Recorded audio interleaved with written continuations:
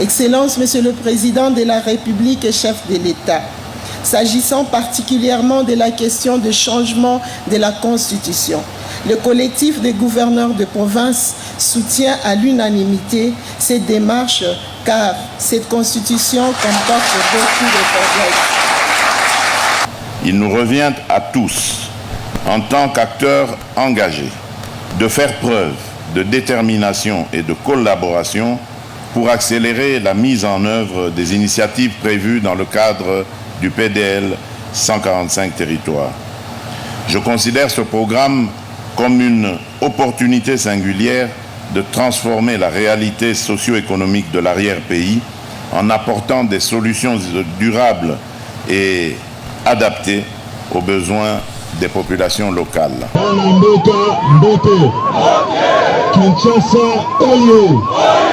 Balangaba oye tolobi boye biso sursaut national toyelelo pour sensibiliser bino contre changement ya constitution. Tshisekedi oyo azena bokonzi utalelo mbula sambo eloko malonga sanité na malonga ya moni a changé constitution pour alouper sa troisième mandat. Est-ce que vous avez dit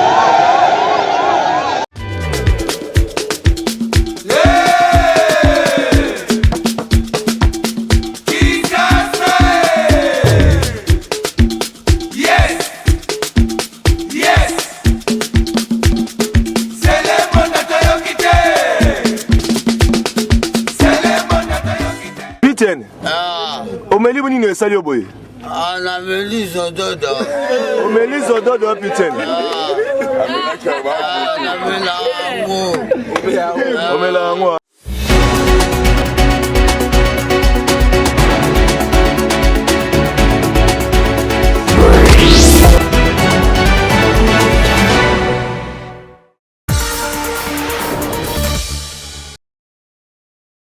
Pendant 3 jours, soit du 27 au 29 novembre 2024, la 11e conférence des gouverneurs de province qui s'ouvre à Kalemi, province du Tanganyika, réunit les gouverneurs et vice-gouverneurs des 26 provinces de la République démocratique du Congo. Elle se veut un rendez-vous annuel et un cadre de concertation et d'harmonisation régulière entre les provinces et le pouvoir exécutif national. Dans son mot de bienvenue, le gouverneur de la province du Tanganyika s'est dit honoré du choix porté sur sa province par le chef de l'État à travers l'ordonnance signée convoquant ses assises pour la première fois dans sa province de Tanganyika, capitale mondiale du lithium. Dans leur note de soutien au chef de l'État, lu par Madame Fifi Masuka Saini, gouverneur de la province du Lualaba, les gouverneurs soutiennent à l'unanimité le changement de la Constitution tel que voulu par le président de la République. Excellences, Monsieur le Président de la République et chef de l'État, s'agissant particulièrement de la question de changement de la Constitution, le collectif des gouverneurs de province soutient à l'unanimité cette démarche car cette Constitution comporte beaucoup de faiblesses. Car cette Constitution comporte beaucoup de faiblesses et invite la population à soutenir ces changements légitimes et salvateurs. Renforcer la gouvernance des provinces pour assurer la cohésion communautaire, facteur clé de la réussite du programme de développement local de 145 territoires. Ce thème choisi souligne l'importance d'une gouvernance provinciale inclusive et responsable pour garantir la cohésion sociale et le développement de nos territoires. Le chef de l'État Félix-Antoine Tshisekedi Tshilombo, qui a présidé la cérémonie d'ouverture des travaux, a martelé sur la gouvernance responsable d'une province comme facteur clé du développement socio-économique. Il nous revient à tous, en tant qu'acteurs engagés, de faire preuve de détermination et de collaboration pour accélérer la mise en œuvre des initiatives prévues dans le cadre du PDL 145 territoires. Je considère ce programme comme une opportunité singulière de transformer la réalité socio-économique de l'arrière-pays en apportant des solutions durables et adaptées aux besoins des populations locales. La question du développement de nos provinces est intrinsèquement liée à celle de la gouvernance. Chaque gouverneur doit véritablement s'engager à instaurer des pratiques qui privilégient la transparence, l'efficacité et le respect des biens publics. Ce n'est qu'au prix de cet effort que nous pourrons garantir un avenir prometteur pour nos provinces et renforcer le progrès de nos entités territoriales de base. Une gouvernance responsable, transparente et efficace est essentielle pour bâtir une République démocratique du Congo, prospère et forte, a conclu le garant de la nation congolaise.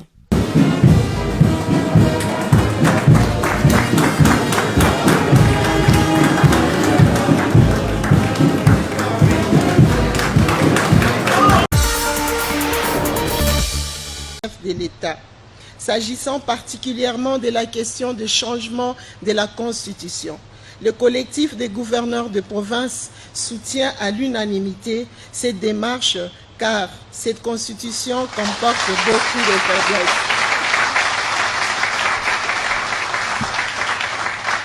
Merci. Car s'agissant particulièrement de la question des changements de la Constitution, le collectif des gouverneurs de province soutient à l'unanimité cette démarche car cette Constitution comporte beaucoup de faiblesses et invite la population à soutenir ces changements légitimes et salvateurs.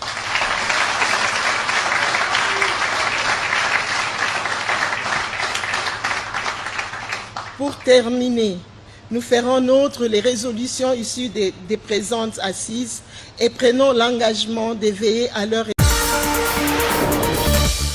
Le président de la République, chef de l'État, commandant suprême des forces armées congolaises, a tenu à avoir autour de sa table tous les responsables des services de sécurité des forces armées congolaises, accompagné par le gouverneur de la province pour faire le tour d'horizon de la situation sécuritaire de la province du Tanganyika et de la ville de Kalemi principalement. Donc il a reçu les différents rapports, l'état de lieu sécuritaire et à cette occasion il a aussi eu l'opportunité de faire des recommandations et de donner des instructions parce que autour de la table, il y avait aussi le vice-premier ministre, ministre de la Défense, et certaines instructions ont été données pour permettre à ce que les différents services se retrouvent des réponses à leurs préoccupations. Donc je crois que nos populations de la province du Tanganyika peuvent être davantage sécurisées au sortir de cette réunion.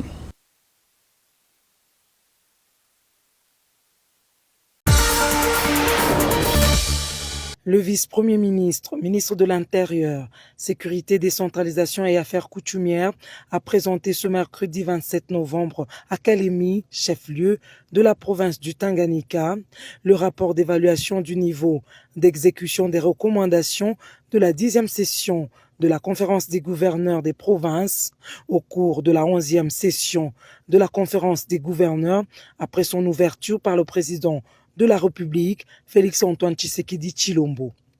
Le rapporteur de la 11e session de la conférence des gouverneurs qui a rendu un vibrant hommage au chef de l'État pour la convocation de cette session qui est en outre un devoir constitutionnel et aussi bien les efforts qu'il ne cesse de déployer pour protéger l'intégrité territoriale en vue de maintenir la cohésion communautaire, a déploré le faible taux d'exécution des recommandations issues de la 10e session tenue en novembre 2023 à Kinshasa après l'évaluation objective et rigoureuse des experts répartis en 3 commissions.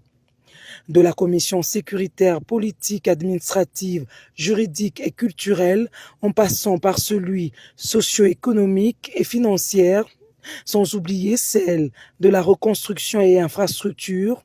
Sur 79 recommandations, seulement 9 sont totalement exécutées, 50 en cours d'exécution et 20 sont non exécutées jusque-là. Ces travaux d'évaluation ont donné lieu aux résultats suivants. En ce qui concerne la commission politique administrative, sécuritaire, juridique et culturelle, sur 41 recommandations formulées, seulement 4 ont été exécutées, soit 9,8% d'exécution. 26 sont en cours d'exécution, soit 63%. Et 11 recommandations n'ont connu aucun début d'exécution, soit 28,8%. Pour ce qui est de la commission socio-économique et financière, sur 17 recommandations formulées, seulement 5 ont été exécutées, soit 29,4%. Et seulement 5 sont en cours d'exécution. Le même pourcentage, 29,4%. Et 7 n'ont connu aucun début d'exécution, c'est-à-dire 41,2%. Quant à la commission reconstruction et infrastructure, sur 21 recommandations formulées, aucune, malheureusement, n'a été exécutée, c'est-à-dire 0%. 19 sont en cours d'exécution, c'est-à-dire 99%. Ce faible taux d'exécution de ces recommandations est justifié par le fait que la tenue de la 10e session est intervenue après que le projet du budget 2024 soit déposé pour examen et adoption. Par conséquent, les recommandations de la 10e session sont intégrées dans le budget 2024. À cela s'ajoute le fait que l'année 2024 a été consacrée à la mise en place des institutions nationales et provinciales à l'issue des élections de décembre 2023. Juste après son allocution, le patron de la territoriale a présidé un moment de partage d'expériences animé par des panélistes, à savoir les professeurs Vundoawe Tepemako et Paul Chilumbai, premier vice-président de la Chambre basse du Parlement, axé sur la relation mieux, le rapport entre les chefs des exécutifs provinciaux et le gouvernement central. Maître Jacquemin Chabani Louko a également salué les efforts de la chef de l'exécutif national, Judith Souminois, d'avoir facilité l'organisation des ateliers de mise en œuvre des recommandations de la 10e session de la conférence des gouverneurs qui a réuni les acteurs de mise en œuvre des recommandations au niveau national et provincial.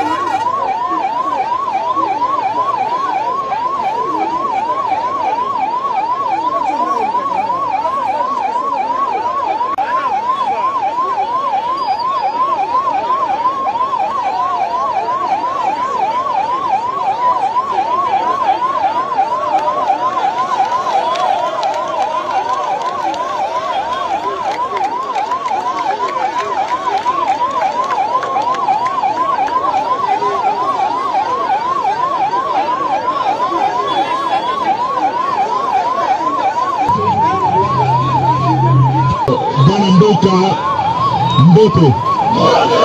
Bana mboka mbote. Kinshasa oye. Bana ngaba oye. Tolobi boye biso sursaut national toyelelo pour sensibiliser bino contre changement ya constitution. Tshisekedi oyo azena bokonzi uta lelo mbula sambo eloko malonga asali te ya malonga ya moni a changé constitution pour amipesa troisième mandat. Est-ce que vous avez dit yango tolobi boye bona muka botika kobanga toza kosala campagne ya sensibilisation pour que bakongole nyonso batelema lokola moto moko po ke eloko wana babengi changement ya constitution eleka te. Eza boye te bisika bozali boyeba kokala na milili binene le 14 décembre. Le 14 décembre, sursaut national, toza la milili binene tozobenga bino boya po boyoka batina to koboya changement ya constitution. Motokosa bino te ekozala na stade municipal ya Masina le 14 boya ebele to sosola na bino makambo natali changement ya constitution. Lelo milili tozali nango ezalaki ya okabola baporte bokontinue yango na bakartier na bino awa tokoloba bozongi boyebisi bato oyo bayaki te le 14 baya ebele. Merci.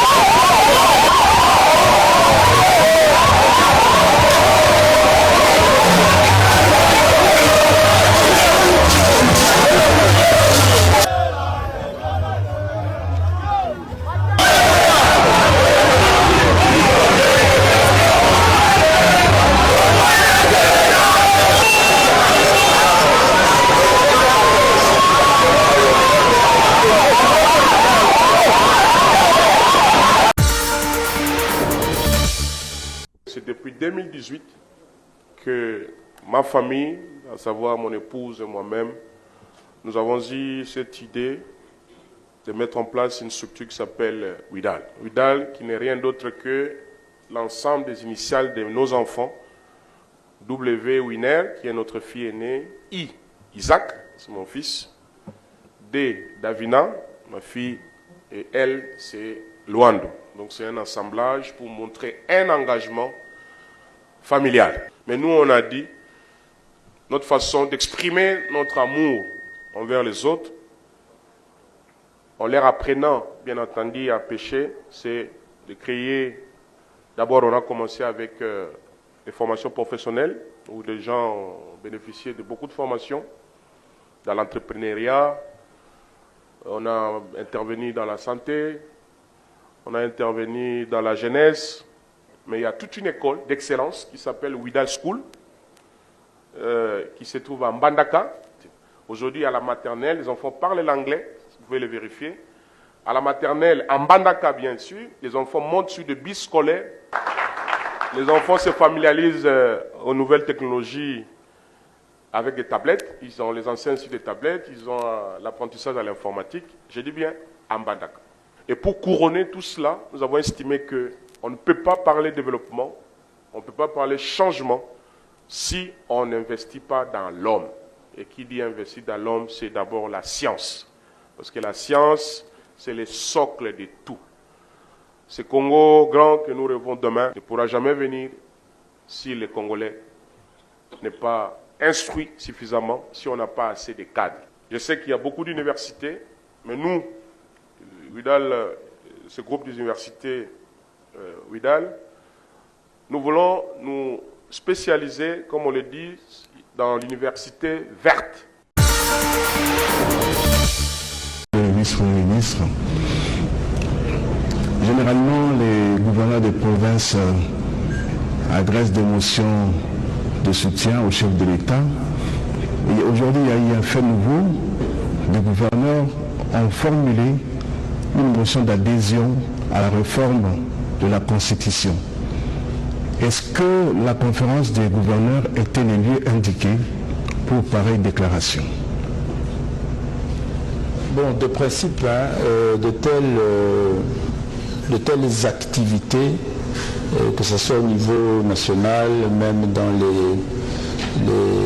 les organisations de la société civile, mais aussi au niveau international, il y a toujours une phase où il y a une motion particulière des participants qui vont dans une direction donnée selon la thématique de la conférence ou même l'actualité.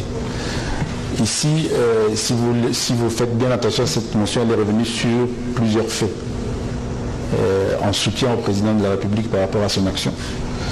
Ils l'ont soutenu par rapport à son action sur la défense de l'intégrité nationale. Je crois que c'est aussi un fait qu'il ne faut pas négliger. Ils l'ont soutenu par rapport à sa gouvernance aussi. Mais l'actualité nationale retient aussi la problématique du débat sur la révision de la Constitution. Donc ce sont des citoyens congolais qui ont des responsabilités dans la gestion de la République. Et à leur niveau, ils ont estimé, et il faut discuter avec les gouverneurs de province, ils vous diront qu'eux-mêmes, selon aussi les attributions que sont les leurs, les rôles qu'ils jouent eux-mêmes en tant que gouverneurs de province dans la gestion de la République, de la chose publique, ils estiment à leur niveau, selon leurs fonctions, selon leurs attributions, selon les réalités qu'ils vivent au quotidien, les difficultés auxquelles ils sont confrontés, ils ont aussi. Et je crois que le jour où si on a bien suivi leur déclaration, le jour où le président mettra en place cette commission scientifique qui va réfléchir au bénéfice du souverain primaire de la population congolaise, qui va réfléchir sur cette problématique de révision, où on parle maintenant aussi de changement de la Constitution, je suis convaincu que les gouverneurs, les territoriaux, viendront aussi avec leurs observations, leurs desiderata, parce qu'ils ont constaté qu'au fur et à mesure de leur travail, ils sont face à des difficultés dues au texte, dues aux lois, dues à la Constitution de notre République, à laquelle ils aspirent, je m'excuse, à certains changements, et ça c'est légitime. Voilà, merci, on va prendre les questions.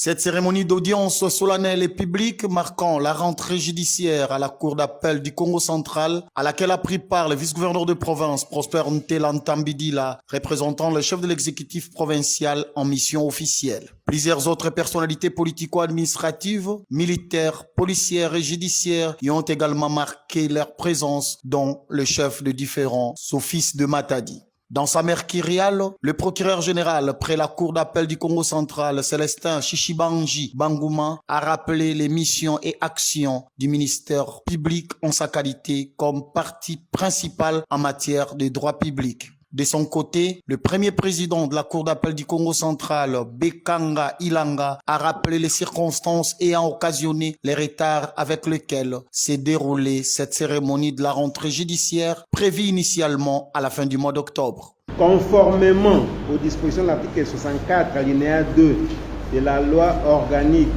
numéro 13/011-B du 11 avril 2013 portant organisation, fonctionnement et compétence des juridictions de l'ordre judiciaire, le premier président de la Cour d'appel prononce à l'occasion de l'audience solennelle publique du 29 octobre de chaque année de la rentrée judiciaire de la dite Cour, un discours sur un sujet spécifique de son ressort. Et sur ce, je déclare ouverte la rentrée judiciaire de la Cour d'appel du Congo central pour l'exercice 2024-2025. Enfin, la bâtonnière de l'ordre des avocats du barreau du Congo central, maître Chérine Louzaïssou, a souligné l'apport des avocats dans la vie judiciaire congolaise en tant qu'auxiliaire de la justice. J'ai profité en fait de cette audience solennelle de la rentrée judiciaire de la Cour d'appel du Congo central pour faire un plaidoyer par rapport à la protection des avocats. Vraiment, en ce qui concerne les services de sécurité, nous avons un problème. Nous en appelons seulement au respect de l'article 19 parce qu'il faut le savoir que l'avocat est aussi tenu au secret professionnel. Tout compte fait, la présence du vice-gouverneur de province à cette cérémonie témoigne de l'étroite collaboration qui existe entre l'exécutif provincial chapeauté par Grace Nkwanga Manswangi Bilolo et l'appareil judiciaire du Congo central. Général près la Cour de cassation Firmin Vondemambou, dont le ressort et le territoire national ne vient jamais en privé. Voilà pourquoi, ayant les intervenants dans toutes les provinces, le procureur général près la Cour de cassation ne pouvait regagner Kinshasa sans voir ses collègues magistrats. C'est ce qui justifie les échanges que le patron de l'action publique a eu lundi 25 novembre 2024 au parquet général près la Cour d'appel du Haut-Katanga avec les magistrats de cette juridiction. L'occasion a été pour Firmin Vondemambou de rappeler aux magistrats les dernières recommandations du chef de l'État et d'insister sur la renaissance de l'homme intérieur de ses interlocuteurs. Mais réveillez d'abord l'homme intérieur, cet homme sans tache qui habite en vous pour faire prospérer davantage ce qui nous est demandé. Ne commençons pas par exiger nos droits, donnons d'abord ce que nous devons donner, soyons d'abord sous le joug d'une obligation. Ne dit-on pas que celui qui travaille mérite son salaire? Nous allons travailler dur et nous espérons que nous allons bénéficier à l'exactitude des efforts que nous fournissons, du salaire qui en découlera. Les échanges étaient intenses et à bâtons rompus, au cours desquels toutes les questions, notamment celles liées aux droits des magistrats, ont été posées au patron de l'action publique. Le président du Conseil supérieur de la magistrature a annoncé officiellement que le traitement de magistrats allait passer de simple au double.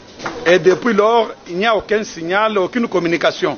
Qu'en est-il, chef? Firmin Vondemambou a invité ses interlocuteurs à faire confiance au chef de l'État et à s'en tenir aux promesses du magistrat suprême qui est déjà très regardant aux problèmes qui touchent aux magistrats. Cela avant d'indiquer que ce sont des impondérables qui empêchent la matérialisation des promesses faites par le président du Conseil supérieur de la magistrature. Je suis membre effectif du bureau du CSM. Nous sommes dans une collégialité qui ne dit pas son nom, interpellés, nous tous, par votre question. Qu'est-ce que le CSM n'a pas fait? Vous savez, chers collègues, il y a un combat que nous menons. Donc la voix a été portée là où elle devait l'être, pour qu'effectivement ce qui a été annoncé puisse se faire. Des impondérables qui surviennent font parfois que ce qui est annoncé ne se fait pas. Tout au long des échanges, le premier magistrat du parquet civil a insisté sur la renaissance de l'homme intérieur des magistrats, sur la fin des avertissements, sur le respect du droit et de la loi pour que le travail reprenne de très bons pieds et l'administration de la justice s'en trouvera aguerrie.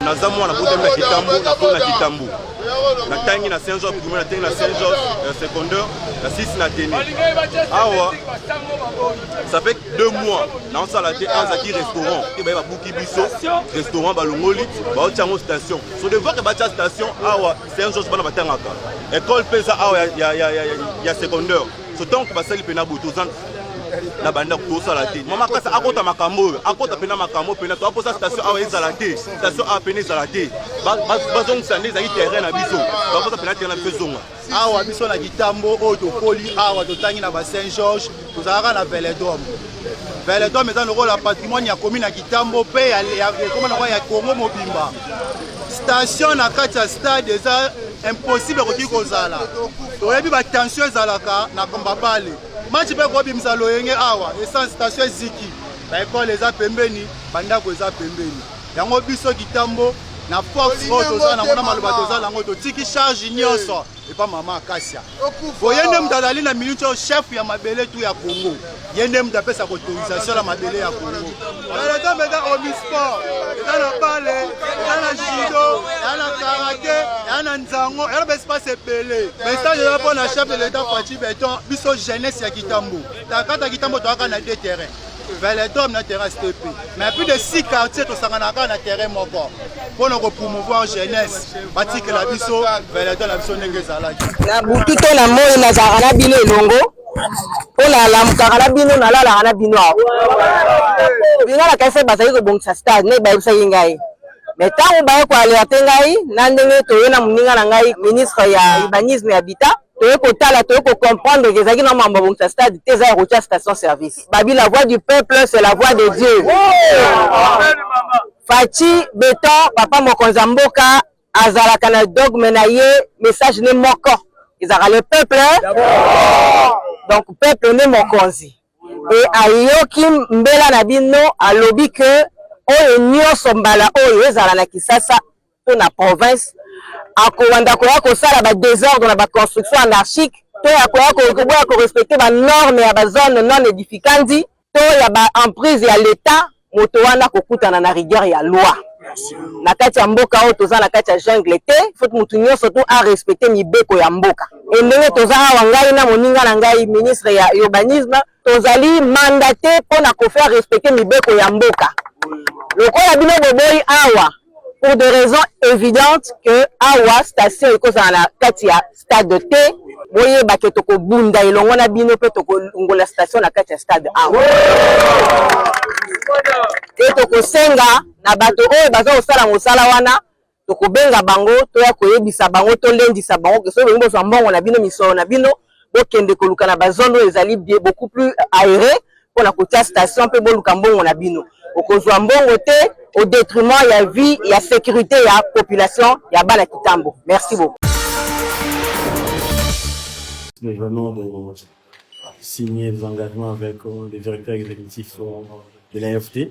J'aimerais qu'ils puissent dire un mot à la presse dans le cadre de cette coopération que nous avons avec la République de France. Vous êtes sans nul doute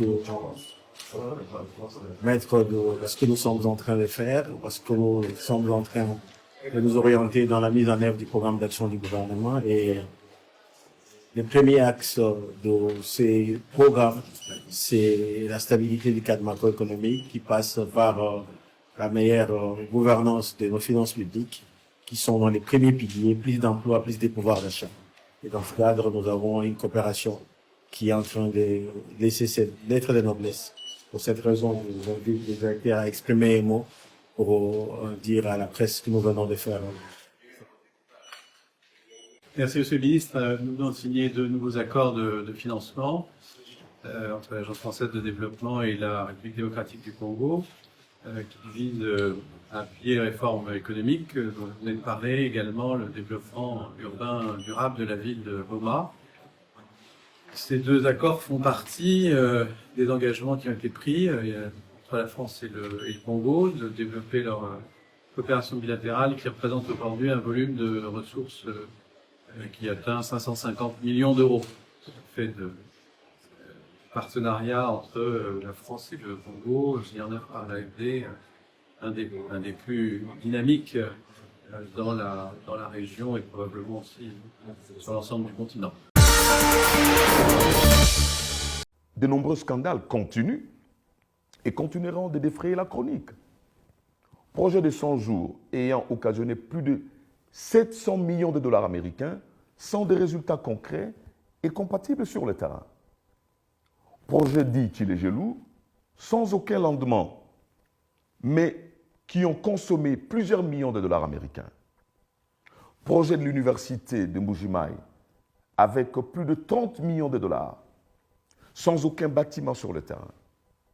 Projet des 145 territoires qui occasionnent déjà d'énormes sorties de fonds publics, mais dont les résultats ne seront jamais compatibles avec les ressources dilapidées.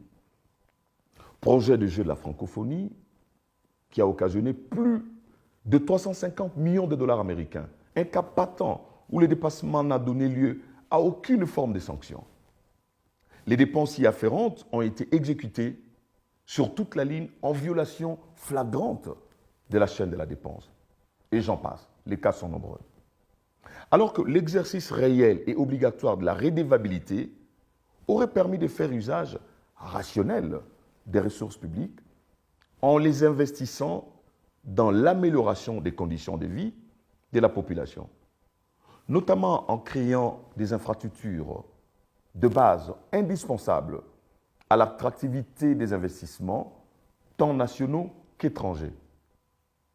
Donc, plus de redevabilité dans les responsabilités qui incombent aux gouvernants constitue un premier pas vers la bonne gouvernance, censée se cristalliser en valeurs républicaines dans la gestion de la chose publique.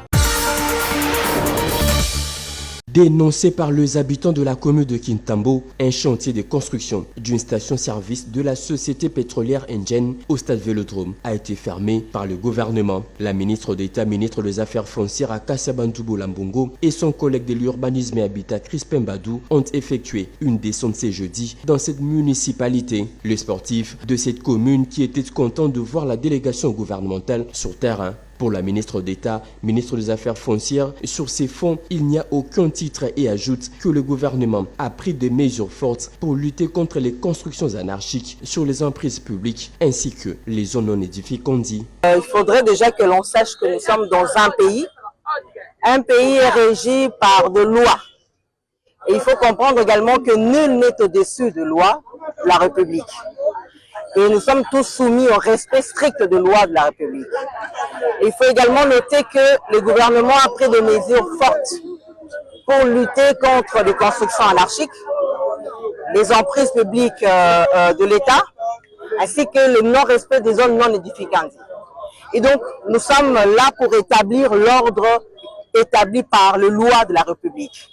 Et nous sommes en train de lancer un message fort à toutes les personnes qui ont l'habitude d'agir de manière illégale, sans autorisation préalable des autorités de l'État, sans pour autant réunir les avis urbanistiques par rapport aux normes qu'il faut construire une station-service, une école, un hôpital, etc. Nous sommes maintenant déterminés à rétablir l'ordre de l'État. Nous ne sommes pas au-dessous de loi. Le président de la République a lancé un signal fort par rapport à cela et il est derrière l'application de la loi au sens strict. Voilà pourquoi nous sommes ici avec mon collègue de l'urbanisme ainsi que le bourgmestre de la commune de Kitambo et le conservateur du titre immobilier de la commune de Kitambo pour évidemment voir ce qui se passe sur le terrain, mais aussi lancer ce message fort par rapport à tout ce qui se passe sur des questions urbanistiques ainsi que sur des questions de direction des bâtiments de manière anarchique. Du côté du ministre de l'Urbanisme et Habitat Crispin Badou, ce chantier a ouvert sans respect la procédure à la matière. Sur ce, il est fermé parce qu'il n'y a aucun avis urbanistique. Nous avons été alertés avec ma collègue Madame la ministre d'État, ministre aux Affaires foncières, et nous avons fait des vérifications d'usage à l'interne au niveau de notre ministère. Il a été constaté que premièrement, ce chantier a ouvert sans respecter la procédure en la matière parce qu'il s'agit d'érection d'une station-service. Donc, après vérification de l'inspection de l'urbanisme, le chantier a été fermé, d'abord parce qu'il n'y a aucun avis urbanistique sur ces chantiers. Et deuxièmement, il s'agit d'une emprise publique, donc il y a toute une procédure d'obtention de documents avant d'ouvrir ce genre de chantier. Les vérifications qui ont été faites, nous avons constaté qu'il s'agit d'un partenariat qui a été signé entre l'Église catholique, il faut le dire, notamment les frères des écoles chrétiennes et une société pétrolière de la place qui s'appelle Engen, donc Engen. Et la construction est faite par un entrepreneur, Malk Forest. Alors, il n'y a pas eu d'autorisation préalable, la procédure n'a pas été respectée, donc de facto, avant d'analyser d'autres questions, le chantier est pour le moment fermé. Le bourgmestre de Kintambo a ajouté qu'il va inviter le responsable de l'église pour vérifier si l'église est vraiment propriétaire du stade Vélodrome. Nos amis de la commune de Kintambo, que j'ai l'insigne honneur de diriger, je les appelle à la quiétude. Comme l'a si bien dit Madame la ministre Akassia, que je salue d'ailleurs sa présence aujourd'hui parce que ça nous renforce en tout cas nous la commune. Sinon, c'est qu'ils doivent savoir, jusqu'à ce jour, nous entendons nos amis de l'église de nous prouver comment est-ce qu'ils sont propriétaires de ces stades, en tout cas. Voilà. Il s'est de signaler que ce chantier de construction des stations-service est un partenariat entre l'église catholique, précisément le frère des écoles chrétiennes et la société pétrolière Engen. La délégation gouvernementale dit qu'il n'y a pas eu d'autorisation préalable et les concernés seront invités pour vérifier les documents et il ne peut pas avoir de construction dans cette zone parce qu'il y a encore des habitations. D'entrée des jeux, le sous-chef d'état-major en charge des opérations des FARDC a dit toute sa gratitude pour les résultats satisfaisants réalisés par les élèves officiers et stagiaires au test d'évaluation organisé le même dimanche, quelques instants après son arrivée à Kananga. Il les a invités à l'attente de l'ordre de la hiérarchie pour les orientations ou retour à l'unité. La charpente osseuse, les muscles et la peau qui vous couvre appartiennent à l'armée, a déclaré le général-major Chico Chitambwe, qui a pris l'engagement de combattre toutes les antivaleurs. Pour lui, quand les antivaleurs entrent par la porte, l'efficacité de l'armée sort par la fenêtre. Le général-major Chico Chitambwe a par ailleurs promis des sanctions exemplaires de la hiérarchie militaire contre tous les déserteurs et leurs receleurs. Il a été à ce propos complété par le colonel magistrat innocent, auditeur supérieur de l'auditorat militaire de l'ex-Kassai occidental, qui a évoqué quelques dispositions du code pénal militaire sanctionnant les déserteurs, ceux qui les poussent à la désertion et leurs receleurs. Nous sommes une grande armée. Nous devons prendre le devant dans la défense de notre pays, a renchéri ce véritable descendant de Ilunga Mbidi et dont le sang armé circule dans le veine avant de marteler. Il ne suffit pas seulement d'apprendre, il faut toujours revoir ses notes, s'entraîner, regarder les noms, car vous êtes obligés de pérenniser la formation par les services que vous devez rendre à la nation sous le drapeau.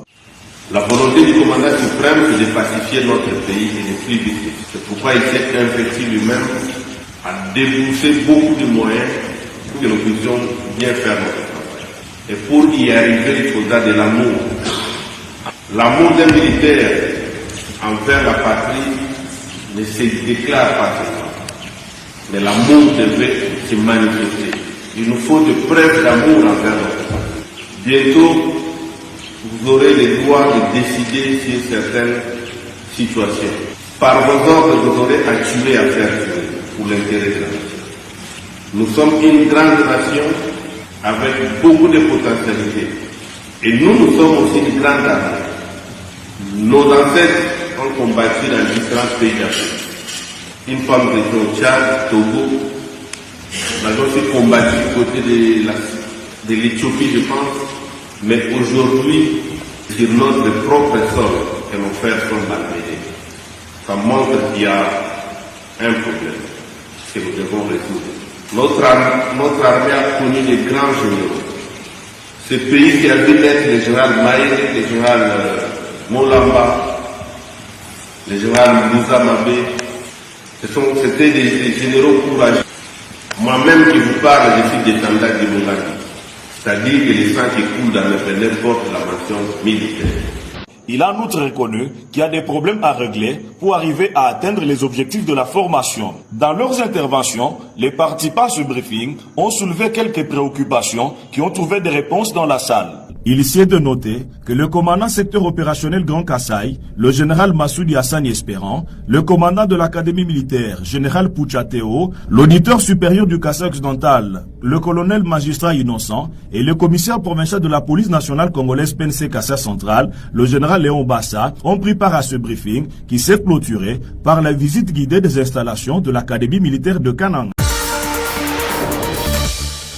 Les forces de défense et de sécurité viennent de stopper net l'aventure de l'AFC M23 à Nuturi. Au total, 18 personnes déplacées du site Plaine Savo en chefferie de Bahema Badjiri en territoire de Djougou ont été interceptées le 5 novembre courant à la frontière congolo-rwandaise lorsqu'ils s'apprêtaient à rejoindre le centre d'entraînement du M23 dans le Nord Kivu, a dit le commissaire provincial de la PNC à Nuturi, le commissaire divisionnaire Ngoï Sengelo Akio. Ils ont été recrutés par monsieur du nom de Ngabo pour rejoindre l'AFC bar M23.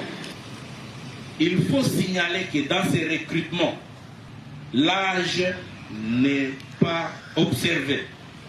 Nous avons même des mineurs d'âge qui devaient aller étudier, mais qu'on embarque dans l'aventure.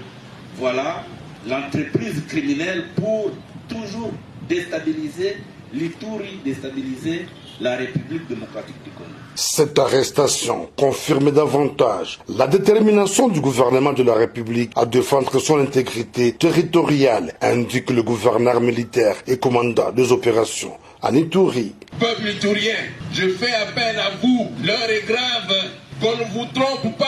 Et la preuve, c'est ça. Dénoncer ces criminels qui veulent détruire ce que nous avons construit ensemble. Nonobstant ceux-là qui sont en train de défendre, dénoncer cela. Nous n'avons pas tout fait, mais nous avons cheminé ensemble. Nous avons fait ce que nous pouvions faire. Peut-être d'autres viendront faire mieux, mais ne détruisons pas ce que nous avons déjà fait. Parce qu'on veut satisfaire à ceux-là qui ne vivent que de sang, des pauvres gens. Voilà ce que c'est un message d'interpellation. Parce que ceux qui sont loin, quand nous parlons, il y a ceux-là qui ont même ce courage de défendre. Mais voilà, Dieu est grand. Parce qu'à la fin, c'est toujours l'État qui gagne. Ils ont été repris et les voilà. Tout malheureux. Nonobstant ceux-là qui sont en train de défendre. Par ailleurs, le lieutenant général Ouboya